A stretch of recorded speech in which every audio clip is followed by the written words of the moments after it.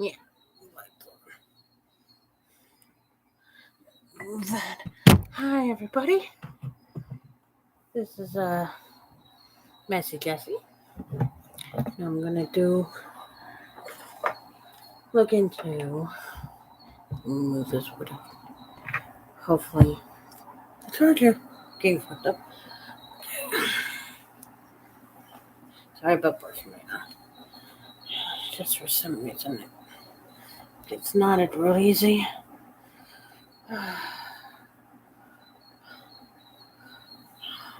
There we go. Everything perfect? Yeah. Okay. So anyway. Oh yeah. Get that necklace. Okay. I've always been wondering, since I've been a fan of, WWE / WWF or whatever it's called now, about the Chris Benoit murder mystery.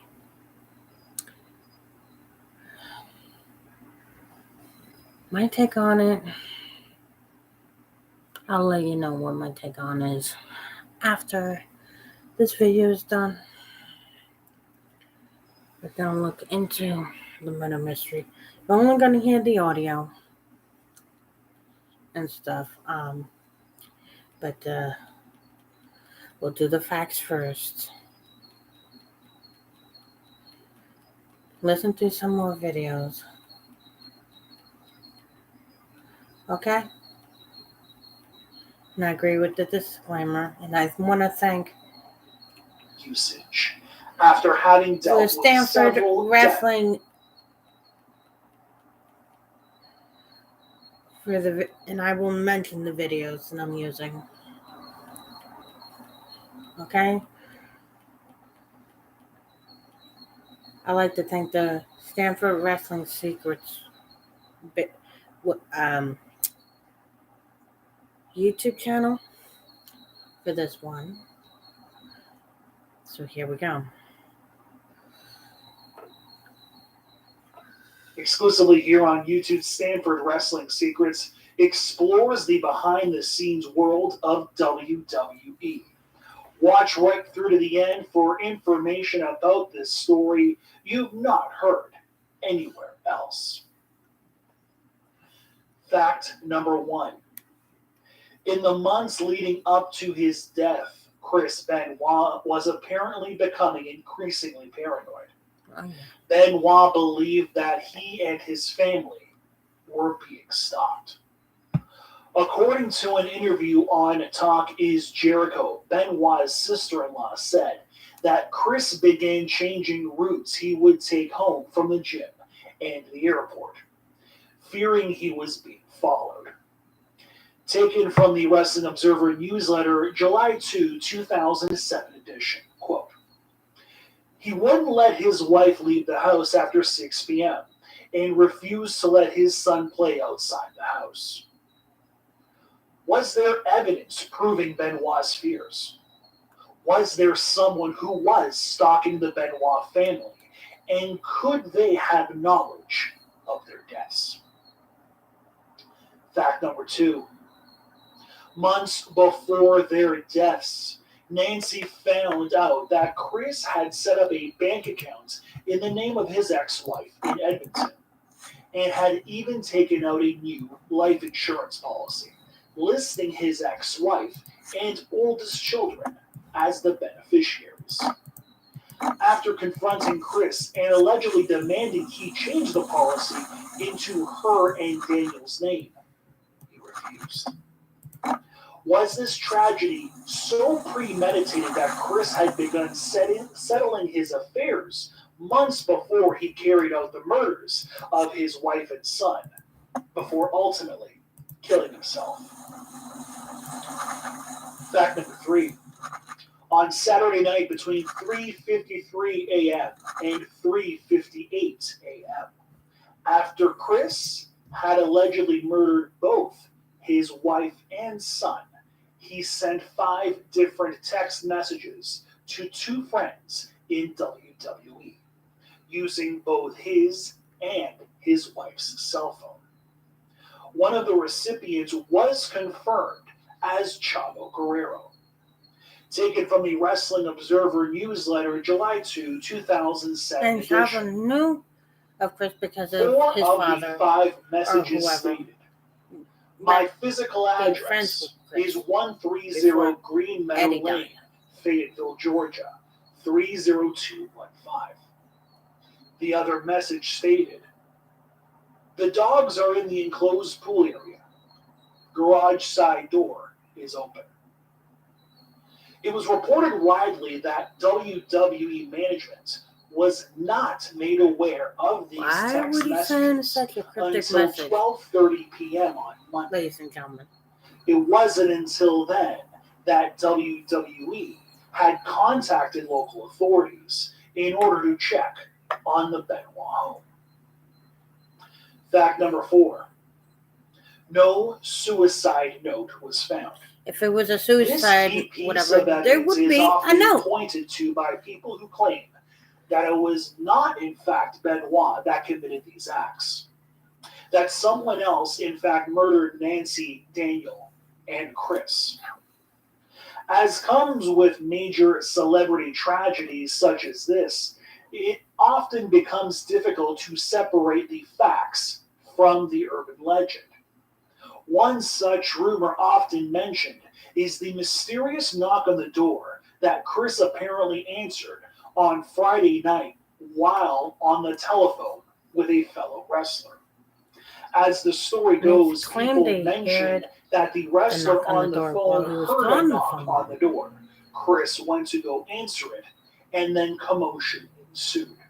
However, this story was never confirmed, and only adds to the speculation that Chris may have been. Someone needs to ask who this wrestler is. Fact number 5. And confirm it. On May 12, 2003, over 4 years before the murders of Nancy Benoit, Nancy filed for both divorce as well as a protective order petition, stating that Chris, quote, lost his temper and threatened to strike the petitioner, that being Nancy. This stemmed from a fight the couple had where Chris allegedly caused extensive damage to furniture in the house. Just over 3 months later, Nancy filed to have the protective order and a divorce petitions dismissed. Fact number 6, the Wikipedia story. At 8:41 p.m. on Sunday night, shortly after it was announced to the pay-per-view audience that Chris Benoit, due to a personal family issue, would not be competing in his scheduled match with CM Punk, an anonymous person in a WWE online chat said that Nancy had died.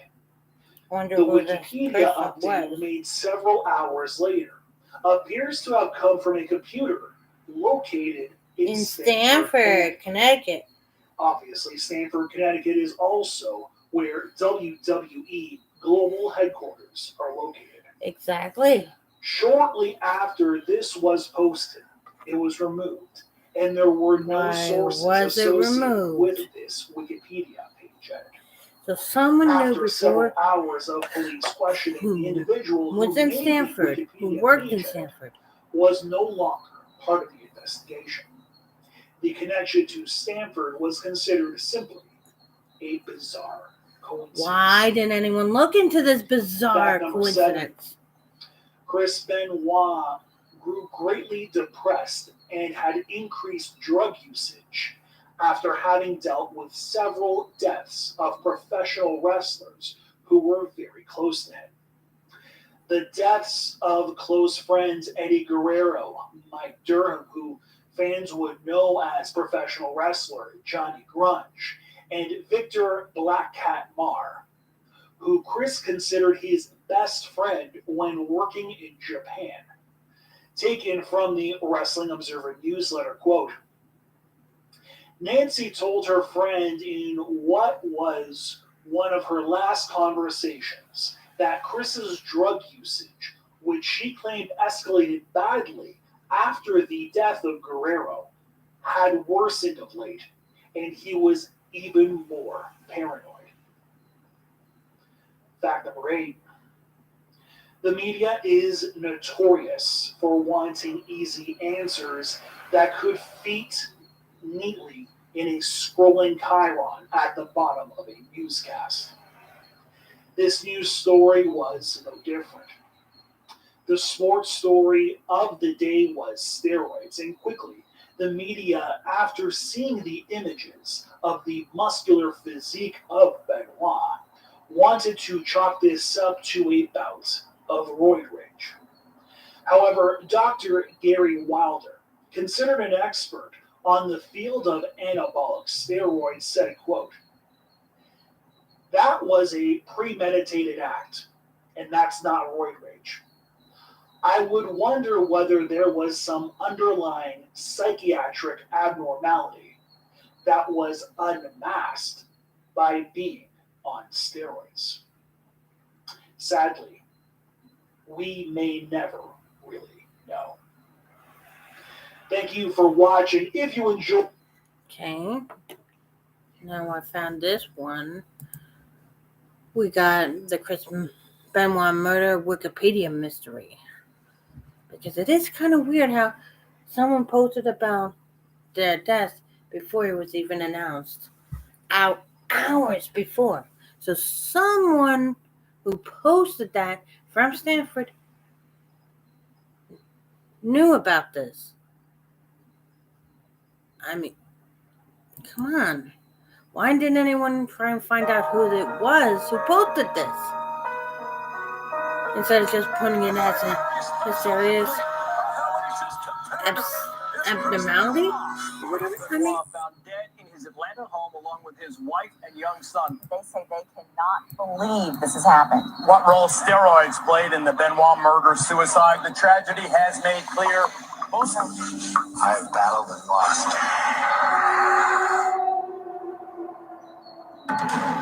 The Chris Benoit tragedy case continues to haunt wrestling, and questions about the case still remain unanswered about who knew about the horrific crimes before the police. Join us now as WrestleMania looks at the mystery of the Wikipedia edits.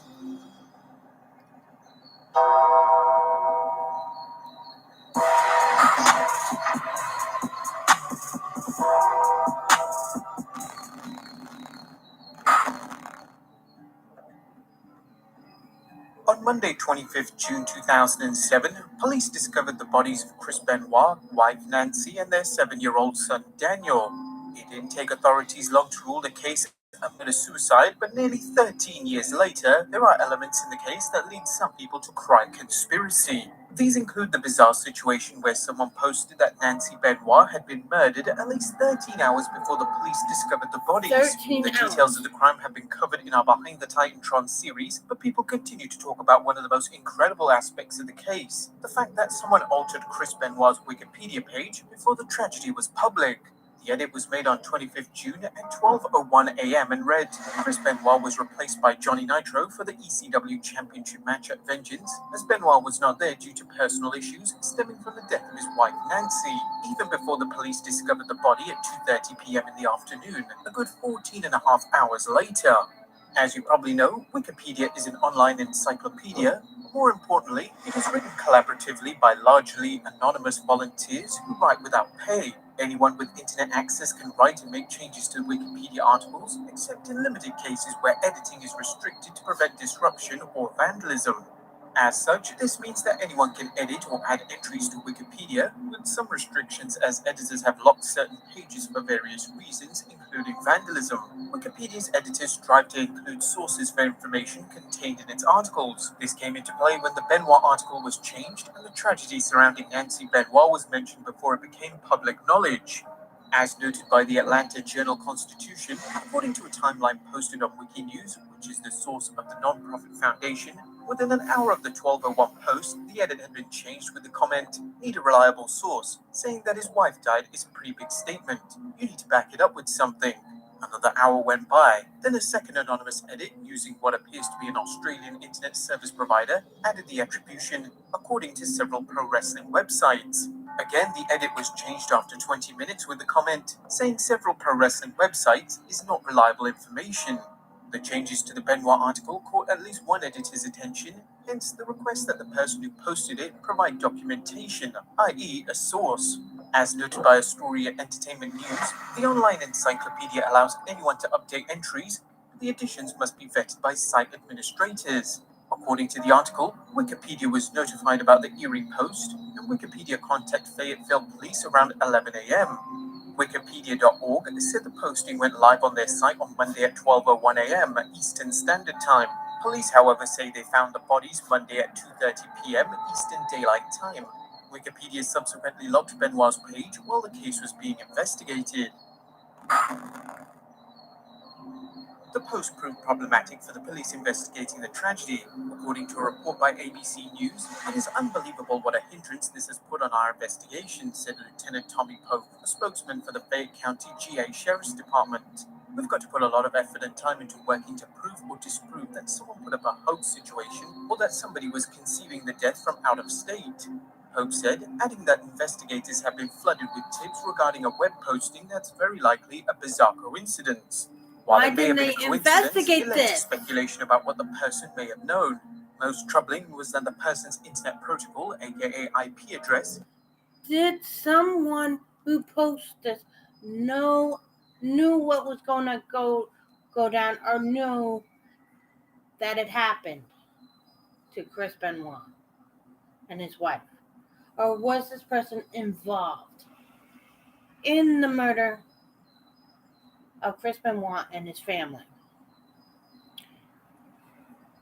Why are they just chalking it up to it being bizarre? Why didn't the FBI or Fayetteville Police or anything freaking look into whoever posted this 13 hours before? Someone knew this was going to happen, or someone knew who did it, or they themselves did it and posted it. And they knew to post it on Wikipedia because it's an anonymous thing. You don't have to put your name down. So someone connected to Stanford, someone in Stanford, knew way before that Chris, Nancy, and her son were dead.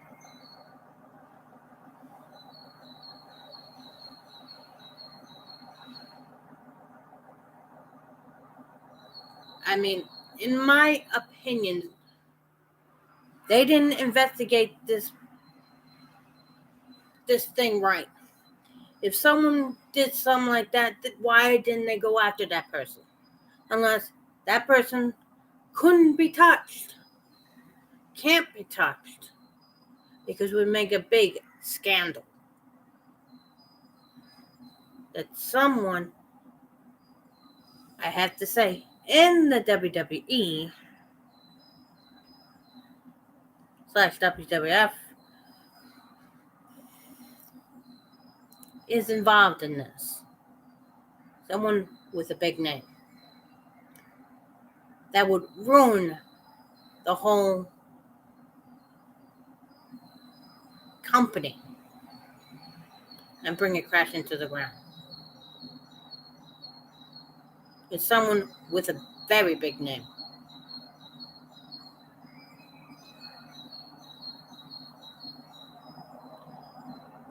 I'm just feeling that someone that was close to Chris Benoit, because in the first video, we heard that he became very paranoid. Not allowing his wife and kid to go out after a certain time period. He not doing his regular routines. So he knew someone was after him before he died.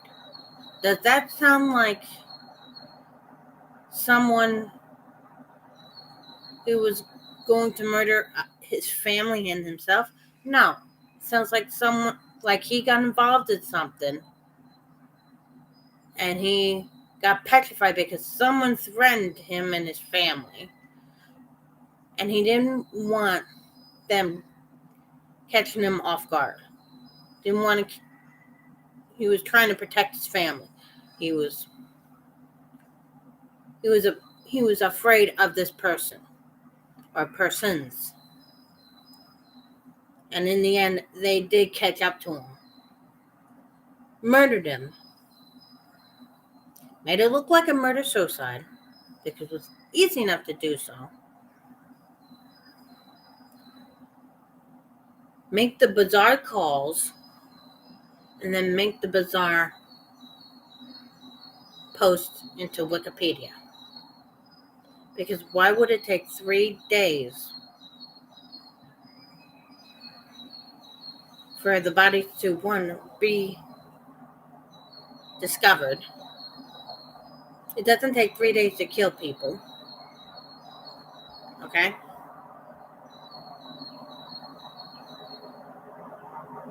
Someone was in that house for 3 days with these bodies. Or torturing Chris Benoit. Because everyone knew that Chris Benoit, his pride and joy, was that son of his and his wife.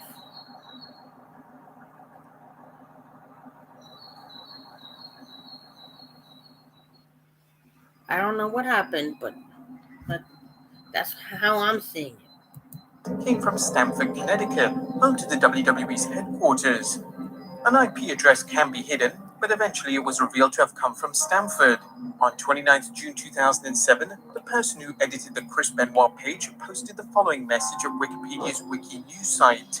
Last weekend, I heard about Chris Benoit no-showing at Vengeance because of a family emergency, and I had heard rumors about why that was. I was reading rumors and speculation about this matter online, and one of them included that his wife may have passed away, and I did the wrong thing by posting it on Wikipedia despite there being no evidence. I posted my speculation on the situation at the time, and I was just as shocked as everyone when I heard this actually would happen in real life. It was one of those things that just turned into a huge coincidence. By then, the police claimed they knew who the poster was, later revealed as one Matthew Greenberg, and according to an ABC News story, this was not the first time Wikipedia had been vandalized by someone at the same IP address. The IP address from which the first Wikipedia edition and subsequent confession was made has been flagged for vandalizing other Wikipedia entries in the past, including a racist edit about troubled NBA star Ron Artest. According to an associated... If he had this, let's say, problem in the past, this guy, this Green, whatever, Adam Green, whatever, why didn't they lock him up and actually grill him about this? Because he knew about the murders, and I'm sorry, his statement about, oh, I just I didn't realize it was real, but sounds kind of fishy comment to me, doesn't it? Like, I mean, he had in the past did this to Wikipedia and went on a racist rant to someone else. That's someone who is mentally unstable. How do you know that this guy was an unstable fan? Mentally unstable. And went and did this and confessed to what he did on freaking Wikipedia. And then made up a big ass story saying, I didn't know.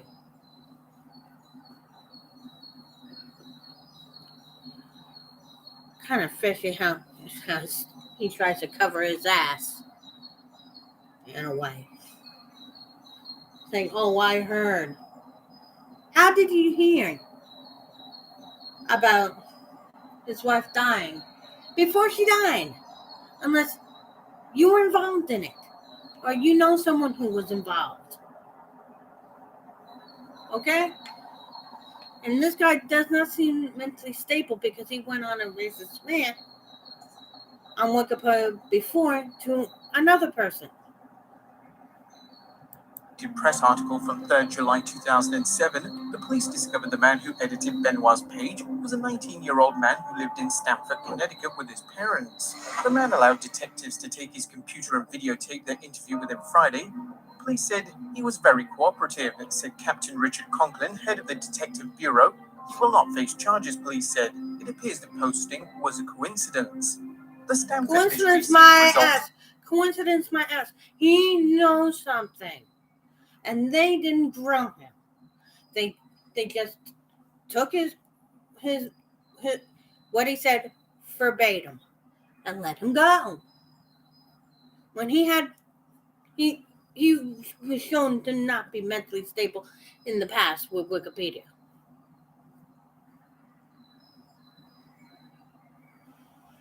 I mean, come on. There was a murder here. And he knew about it.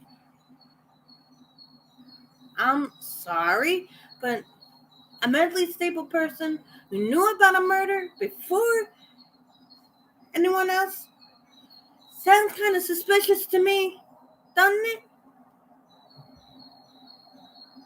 Quickly, but it would not go away thanks to an inquisitive reporter. I'm sorry, in my opinion, he got away with murder. So who was the individual who edited the Wikipedia page a second time? According to the Sydney Morning Herald, the edit has since been traced to a computer hooked up to the Australian-based wireless internet service provider Unwired. The Herald understands that the computer belongs to a Sydney resident. Incredibly, this would be the extent of any investigation into the second edit. Okay. The second edit was from Sydney. Was Chris into something much bigger? And this guy found out some way about the plan to murder?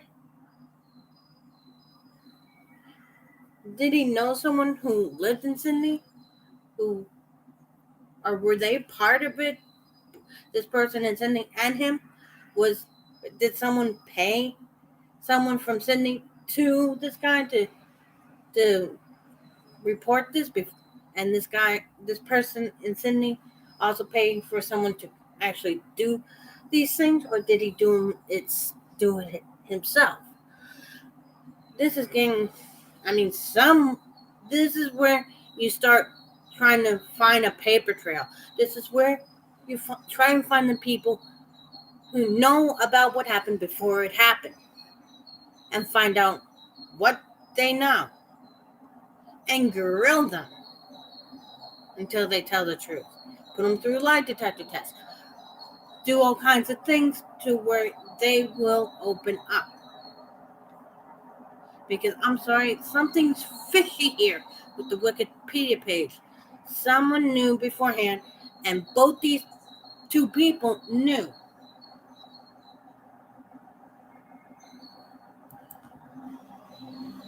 While the second post taking place thousands of miles away may seem bizarre, consider the following. According to reporter Irv Muchnick, WWE.com's chat room contained an interesting discussion by several people.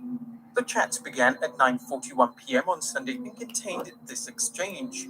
Jupiter, Benoit's wife is dead. Job the illusionist, Chris Benoit is a murderer. The comments continued. Job the illusionist, Benoit killed his wife, like that N-word in Ohio. Clearly, more than one person began to speculate about why Benoit didn't appear at Vengeance pay-per-view.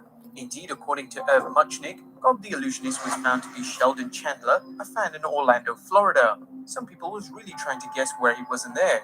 Some people were really trying to guess why he wasn't there, but some were just making things up or why he wasn't there, just joking around.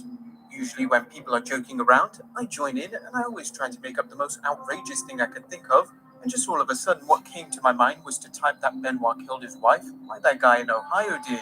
Anyone who goes online knows people will say the craziest things just to try and get a few laughs or a reaction. It's entirely possible that the Wikipedia edits and the WWE.com chat room conversations are all coincidences. However, there are several items about the Wikipedia edits and the Benoit investigation itself that caused Irv Muchnick to raise questions about the competence of the investigation into the edits. Exactly. The big question is whether Matthew Greenberg had some inside information on what happened at Benoit's home. Muchnick argues the Stanford police did a bare-bones job investigating Greenberg's edit and may have even done so intentionally. One of the most important pieces in the puzzle involves when the WWE became aware of text messages from Chris Benoit to Chavo Guerrero Jr. and Scott Armstrong. In the early morning hours of Sunday, June 24th, Benoit sent cryptic text messages containing his physical address in unincorporated Fayetteville, but little else to fellow wrestler Chavo Guerrero and referee Scott Armstrong. According to WWE, company executives didn't become aware of the messages until Monday afternoon. You're probably asking yourself what the connection is between Greenberg and the text. In his book, Chris and Nancy, The True Story, Muchnick questions just when the WWE knew about the text. While the scope of this video doesn't permit a full examination of Muchnick's questions, he asked whether the WWE sent anyone to the Benoit residence before the bodies were discovered. If the WWE did, it's possible they knew about the tragedy far too soon than they claimed, and the company would want to hide this knowledge for public relations purposes, especially as the WWE ran a Chris Benoit tribute on Raw the next night. For purposes of this video, the main question is whether Greenberg had any connection with Chavo Guerrero.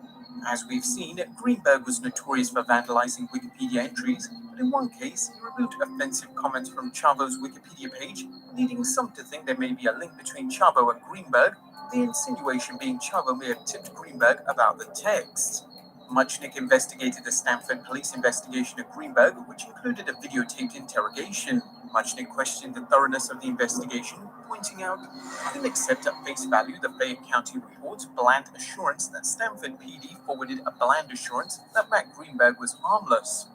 This conclusory statement seemed especially inadequate when it became apparent that language in a supplemental report claiming that a copy of the Stanford PD interview of Greenberg was included in the case file was at best misleading. When pressed, Detective Ethan Harper conceded that he and other officers wrote their reports without ever viewing the complete Greenberg interrogation, which is on videotape. When Muchnick asked for a copy of the videotape, he saw it cut out just 3 minutes into the interview. After much legal wrangling, Muchnick obtained the full video and it can be found on YouTube. Why would the police department make it so difficult to obtain a video? Exactly. Ultimately, Irv Muchnick raises some important questions that have yet to be answered. The chance that Matthew Greenberg didn't just guess but stumbled on a silver of inconvenient truth cannot be rejected out of hand. Did he have an acquaintance with Chavo Guerrero, whose Wikipedia page he had cleaned up? No one asked Greenberg. Did he have a friend or relative who worked for WWE or one of its contractors? Exactly. No one asked. What was the specific language of the post that inspired his wiki edit about Nancy Benoit dying? And on what discussion boards did he read it? The cops in WWE's home city appear to have barely lifted a finger to find out the answers of any of these questions. As Muchnick points out, there was no investigation into the Australia edit either.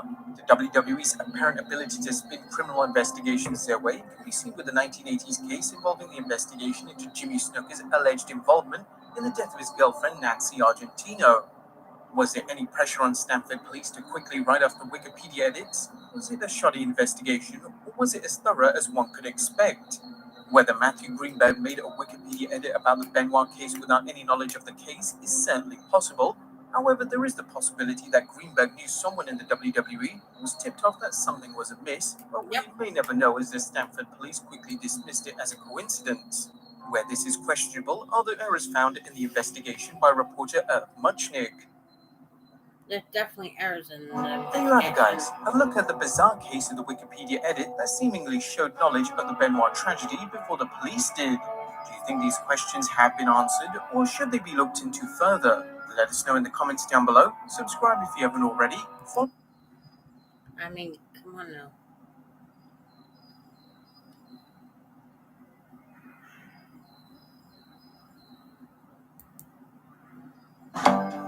Hi, this is AMK. You're watching part 4 of my deep dive into the case files of the Benoit family tragedy. Today, I'm going to read through Detective Harper's walkthrough of the Benoit residence, and I'm going to do my best to match the photos in the crime scene folder with the written description of the residence. So if you notice anything that I might have missed and you see that I'm mistaken, please let me know, comment below, and I really would like to know what you think about this. I'd love to know what anybody thinks about this. So please share with people that you think might be interested, and please subscribe and give me a thumbs up. Thanks.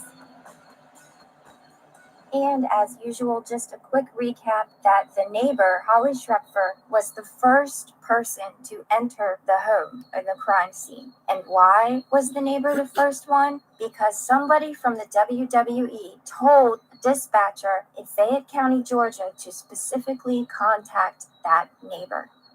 In part 1, when I opened up the zip file, I showed you how there was one folder and it's labeled Crime Scene Photos Part 2. There is no part 1. I don't know any specific dates these photos were taken. There are no graphic photos, no images of the bodies, only images of the rooms. However, the written description is a little bit graphic when they explain the condition of the bodies and how the bodies were found. And yes, I did take some time to research what these terms mean when they are explaining decomposition. And I will put a slide up that explains what this means so you can kind of understand without having to see a graphic depiction of it. I will also put a link in the description box to Carrie the Mortician's YouTube channel. She has some excellent short videos that explain all of these terms very simply. And Carrie also has a video on her channel where she and other morticians take a deep look at the Kendrick Johnson autopsy files. And if you're not familiar with Kendrick Johnson, that is another high-profile death investigation in Georgia. And a lot of the same people are involved in that case as were involved in this Benoit case. And in future videos, I am going to look closer at Dr. Chris Sperry, the chief medical examiner for the Benoit case and the Kendrick Johnson case, because in 2015, Dr. Sperry resigned after it was discovered that he had quite a lucrative business going from his job as the medical examiner. So let that sink in. And oh, shit, what do you know? When you click the link to read more about it, you get the 404. We can't find the page you're looking for. Here's some other stories to distract you and to keep you from searching further into what you were looking at. And I have reached out to Carrie asking if she would be interested in taking a look at these Benoit files, because I would be really interested to hear her take on that. And with that out of the way, let's take a look at the crime scene. All right, we're going to do a quick read through of Detective Harper's initial walkthrough of the Benoit residence on June 25th, 2007. And again, a reminder that in this report, I refers to Detective Harper from the Fayette County Sheriff's Office Criminal Investigations Division. I entered through the same side door Holly Schrepfer entered to secure the dogs. Although the door was found unsecure and slightly open, it did not have any apparent signs of damage that may have been caused by forced entry into the home. Once through the side door, I entered a small mudroom that contained coat and hat racks, storage space, and luggage. I immediately detected the odor of a deceased body. But that neighbor, though, someone needs to check that woman's sense of smell. I began to assist other investigators already in the home to help confirm there were only victims and that no suspects or witnesses remained in the home. Just inside the doorway of the mudroom to the left, I located a stairway that led to a bonus room above the garage. The bonus room was being used as a television room and office space. Once in the bonus room, I located the covered body of Nancy Benoit. Nancy Benoit's body was lying on the room's hardwood floor between a sitting area and a wet bar. The body was covered up or wrapped in a dark-colored saddle-style throw, similar to a blanket with a fringed edge. Nancy Benoit's head was visible and appeared black in color and bloated due to an advanced stage of decomposition. This room felt warmer than the lower level of the home, and my first instinct was that Nancy Benoit had been deceased in excess of 48 hours. The room was approximately 82 degrees, and it was warmer here than in the lower level. Someone was trying to hide when Nancy died, because if you know anything about decomposition, the temperature of a room can mask when a person becomes deceased. Okay? You can look this up. It is true.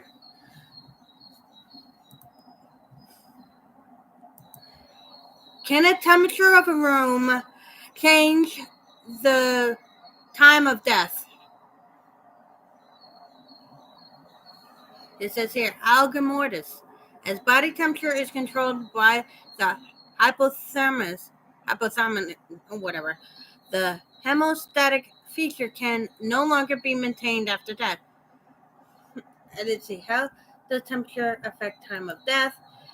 The 0.5 degree per hour factor varies depending upon the environment surrounding the body, the size of the corpse, clothing, and other factors. For example, a body temperature room in a temperate room will lose much more slowly than one in an icy flowing stream.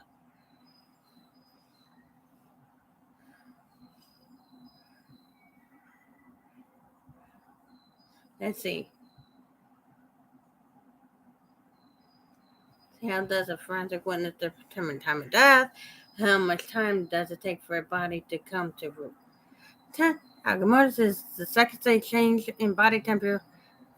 A steady decline by 1°/hour from 37.0 C body temp to matching ambient temperature.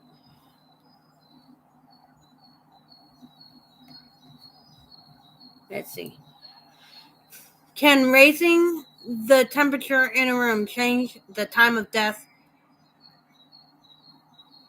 According to Wikipedia, generally, temperature change is considered an inaccurate means of determining time of death, as the rate of change is affected by several key factors, including stability or fluctuation of the ambient temperature.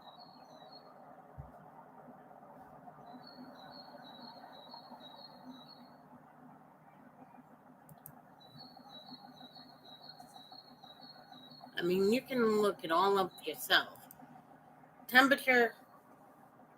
That's why most murderers change temperature of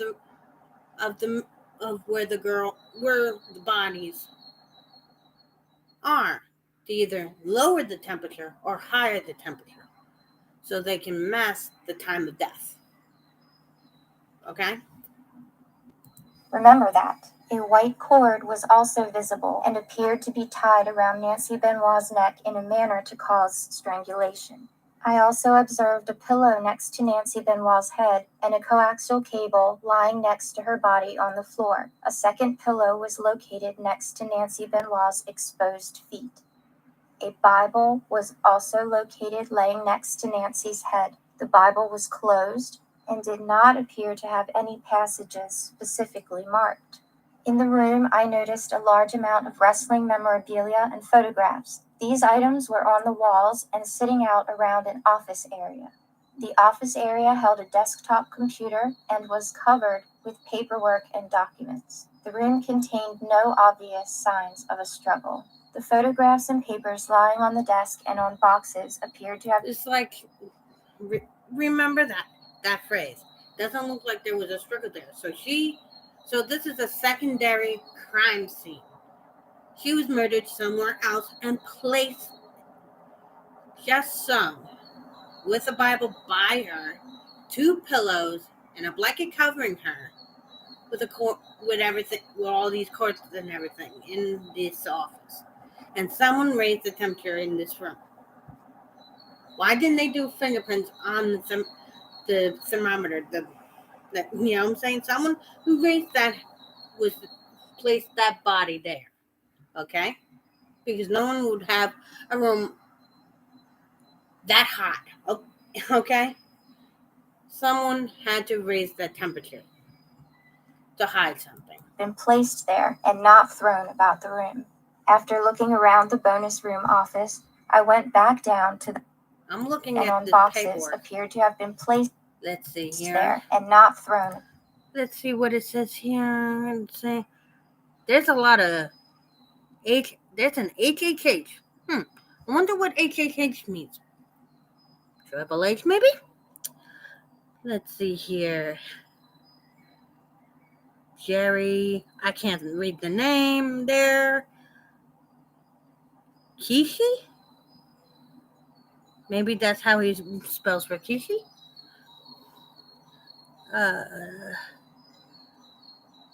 I mean, there's names on this piece of paper here. Triple H, Kishi, or whatever. Jerry. Looks like a Helen or something like that on this one piece of paper. I mean, I would look at pieces of paper. About the room. After looking around the bonus room office, I went back down to the mudroom area. The only access to the bonus area above the garage was the stairway from the mudroom. In the mudroom under the stairway was a small closet and garage access door. The garage door was found locked. There were no vehicles in the garage. The Benoit's dogs were in kennels in the mudroom. Just off the mudroom, I located a laundry room. In the laundry room, I noticed clothes in both the washer and dryer. There were also clothes. Someone is trying to hide something. Because why would there be clothes in the washer and dryer? Unless they're trying to hide blood stains. Or hide some type of evidence that was on the clothes. Why didn't they? I mean, there has to be a way of checking the clothes for blood stains to see if there was bleach and blood stains on it. There has to, even though it may be diluted, there has to be something. Why didn't they check that? Clothes in the floor and stacked on top of the washer and dryer. Next to the laundry room was a small bathroom. In the bathroom, I observed toys for cats and a small kitten. Across from the half bath was a doorway to a back deck. The doorway was secure. Just past the half bath, I entered the breakfast room and kitchen area. There was a large table in the breakfast area, which also contained a doorway to a back deck where a stainless steel gas grill is located. The door was found closed, but not locked. There was no visible forced entry. In the kitchen area, I noticed dirty dishes stacked up in and around the sink and a dirty plate sitting on a kitchen counter near the pantry area. You did? You noticed dirty dishes stacked up in and around the sink? From the breakfast area, I entered the family room that contained multicolored cloth furniture and a flat screen television. From a doorway in the pantry area of the kitchen, I entered an empty dining room and the foyer. Just off the opposite side of the foyer, I located a second, almost empty room. The room had shelves around two of the walls that contained books and dolls. The dual front doors were also located in the foyer area. I observed the front doors to the residence and found them secure. The foyer area also connected back. One question. Did they ever do fingerprints on all these doors that were locked or unlocked? Did they do any of that? Where Nancy Benoit's body was found? To see if Benoit put his wife in there. Why didn't, if they didn't, why? To the family room. Just past the family room were stairs leading both down to the basement and up to the second floor. Just past the stairway, there was a small closet and the entrance to the master bedroom. As I entered the master bedroom, I noticed the covers on the bed were pulled back and two pillows were at the head of the bed. There were pillows on the floor at the foot of the bed and on the north side of the bed. There were also 3 cordless phones on the nightstand on this side of the bed. There was 1 cordless phone on the bathroom side of the bed. Off of the main bedroom was a sitting area with a couch and fireplace that had family photos. Maybe the murder of Nancy happened in that master bedroom, because if you notice, there were cords laying around her in the office, and she was wrapped with the cord around her throat. And yet, in the bedroom, there were pillows thrown onto the floor and the sheet pulled back. The sheet and comforter or whatever pulled back. That to me sounds like that's the main crime scene area for one of the murders. Why didn't they investigate the crime scene better? Check for blood stains with luminol or whatever. And stuff like that. Fingerprint the bedroom. Was stacked on the floor. There was also a doorway out to the back deck in this room that was secure. Also off of the main portion of the master bedroom was the master bathroom. Inside the bath area, I noticed 2 white tube socks in the middle of the floor. I also noticed a towel and swimming trunks laid. So someone was in the pool, took off their tube socks and everything. Someone was getting ready to go into a pool. I mean, was it Chris Benoit going into the pool? Or was it child-side swim trunks? What exactly? They did not fingerprint anything. They didn't DNA anything. They didn't, as far as I know, these things weren't investigated.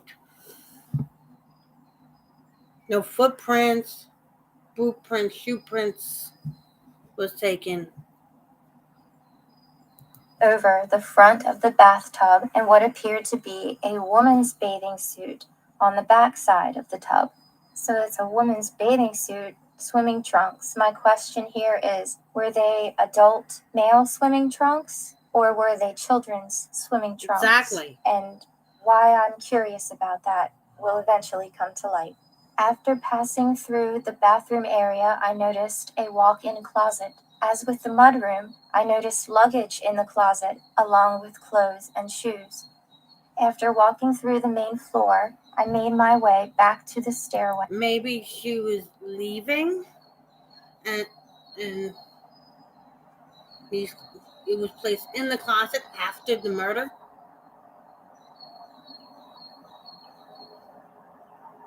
There was a scuffle between the guy, Chris Benoit, and the entire family, which ended up 3 people getting killed, and the other person who was there left after 3 days. They figured, hey, I have the house to myself. I'm going to go swimming. I'm going to do this. I'm going to hide evidence. 3 days, people can make up a crime scene, not leave any fingerprints, and go. So they don't get caught for a murder. Okay?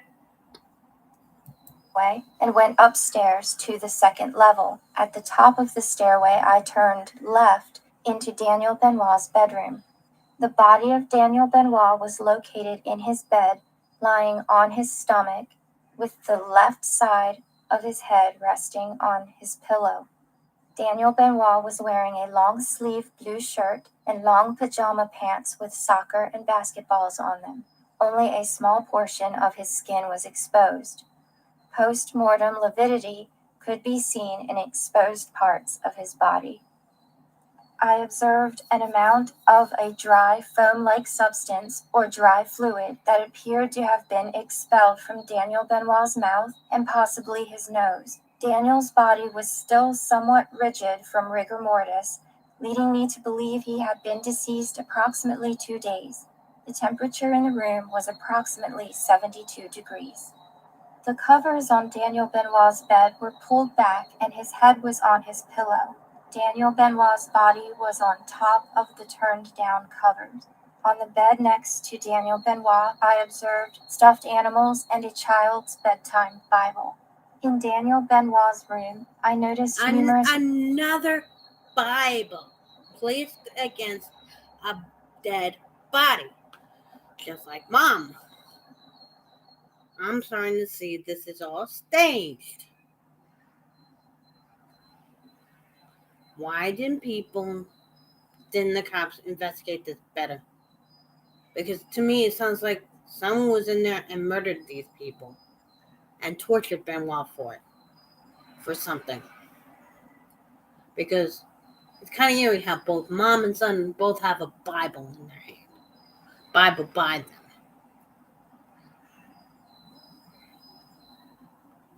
Come on.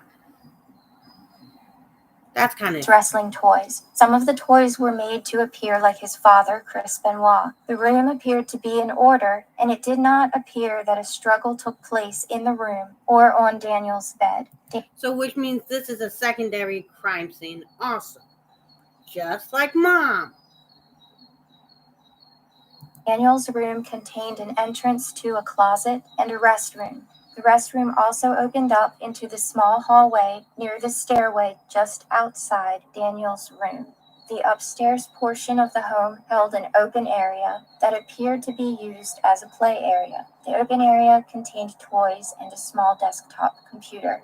The upstairs also held 3 other bedrooms. One bedroom was decorated for a female with Barbie accents. One was decorated for a boy with wrestling accents, and the third was decorated with more neutral accents. These rooms contained entrances to closets and restrooms. The upstairs portion of the home did not contain any signs of forced entry or a struggle and appeared generally well kept. Chris Benoit, Nancy, and this little boy knew who was in this house for those 3 days. Okay? They knew the person because there was no forced entry. There's a clue for you. There's someone that Chris, Nancy, and this little boy knew. Made my way to the basement of the home. Remember, this is Detective Harper. Made his way to the basement of the home via the stairway and noticed no signs of a struggle on my way to the basement. At the bottom of the stairway, I noticed a sitting area or a family area with a television to the left side of the stairway, the east side of the home, which contained a doorway that led out of the basement. The doorway was secure.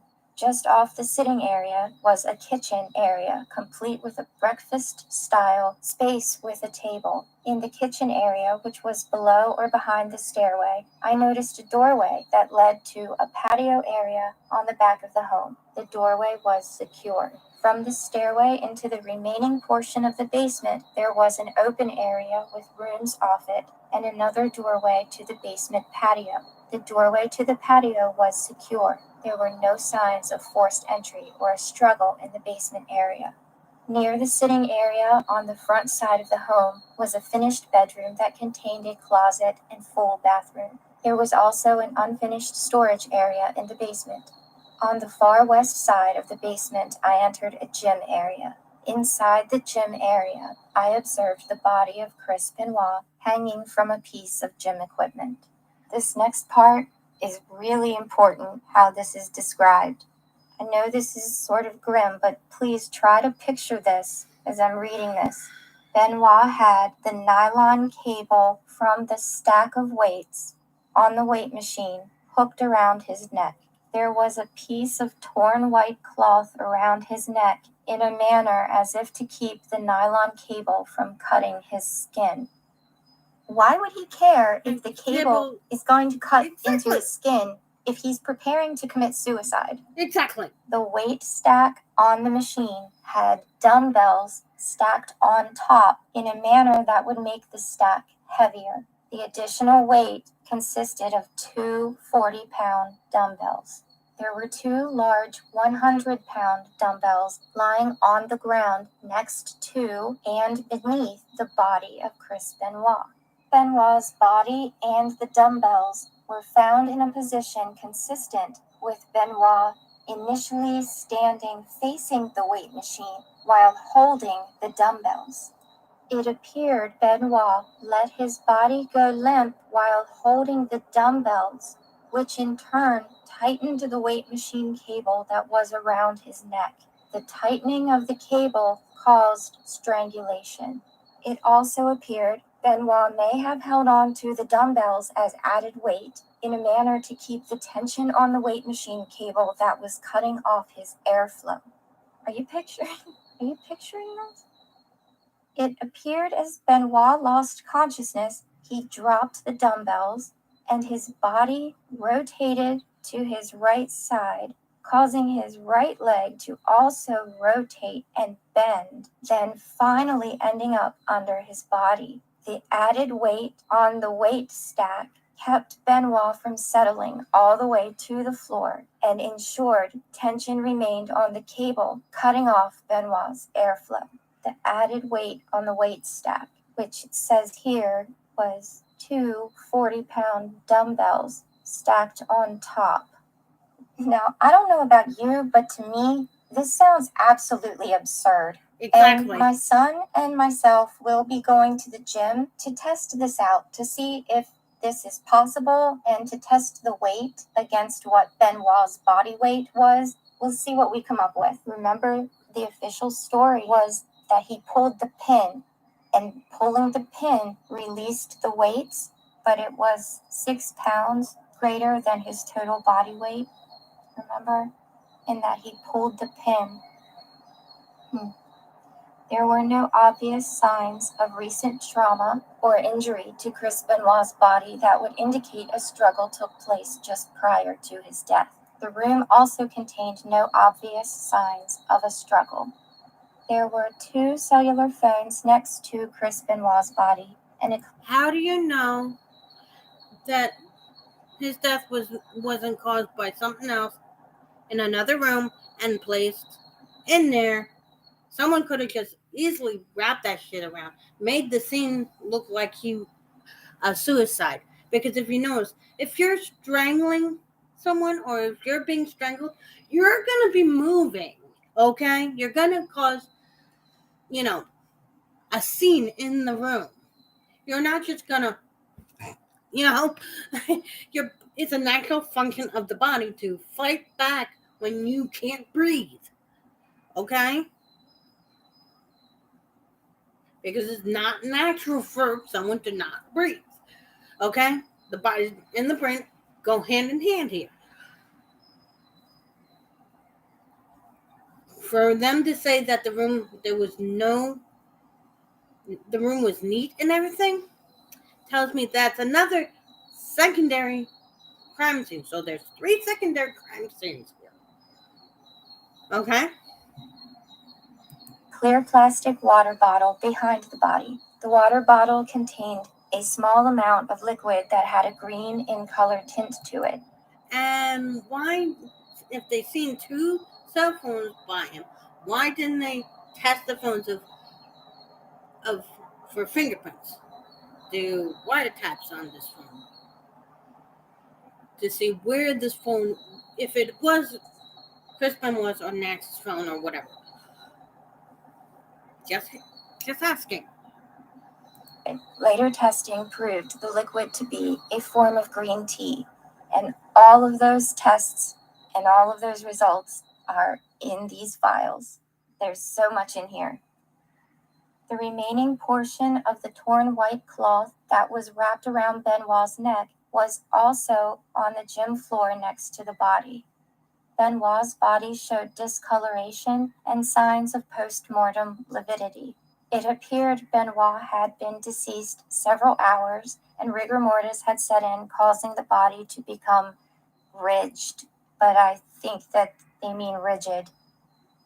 It appeared all 3 members of the immediate family were accounted for inside the Benoit home, and initial indications pointed to a double homicide and then an apparent suicide by Chris Benoit.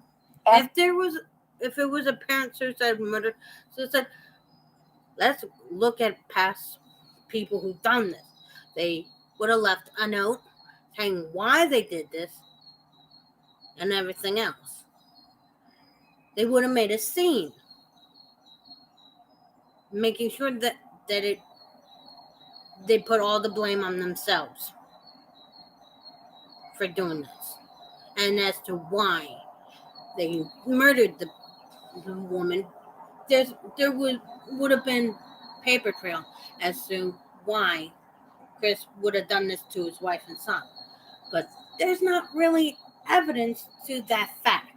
There's no suicide. They had trouble years ago, but they worked it out. They seem to have worked it out because she did not file. She resent the divorce and everything, and it's been good. So why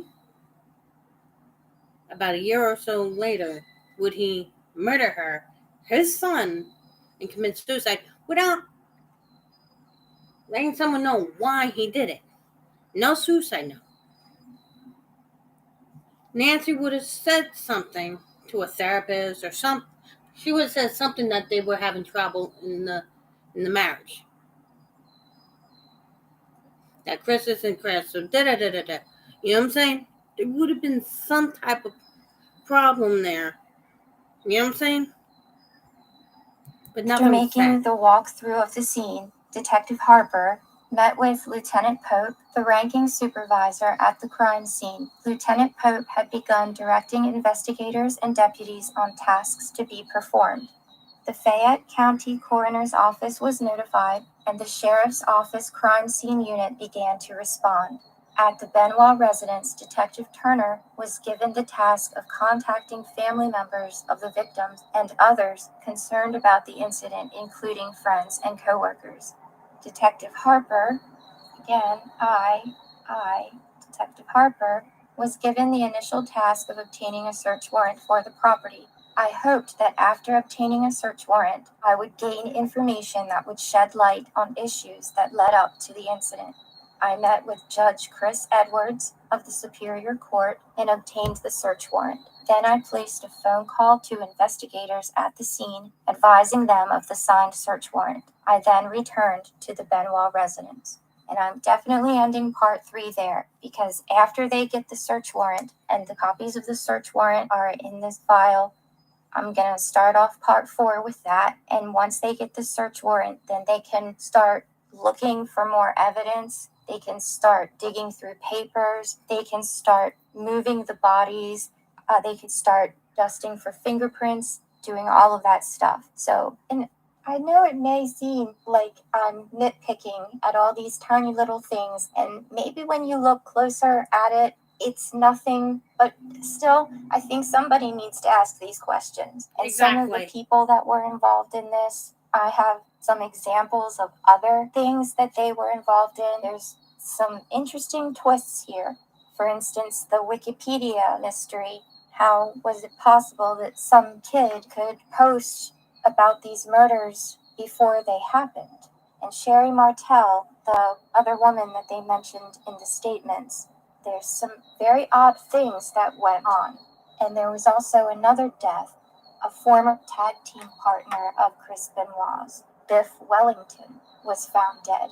That's something that I didn't know, and maybe you didn't know. But it's just, this is so convoluted. There is so much to look through, and it's really hard to try to throw all this together. And I've never done anything like this before. I'm literally learning as I go. And I think that just being able to see this will give you some things to question. So what do you think? Do you think there's more to this than there is on the surface? Write a comment. Exactly. There's more to this than meets the eye. I mean, seriously.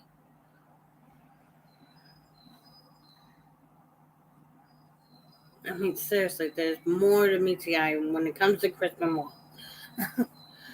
And I think it should be investigated a little more. And that message, Jesse, out.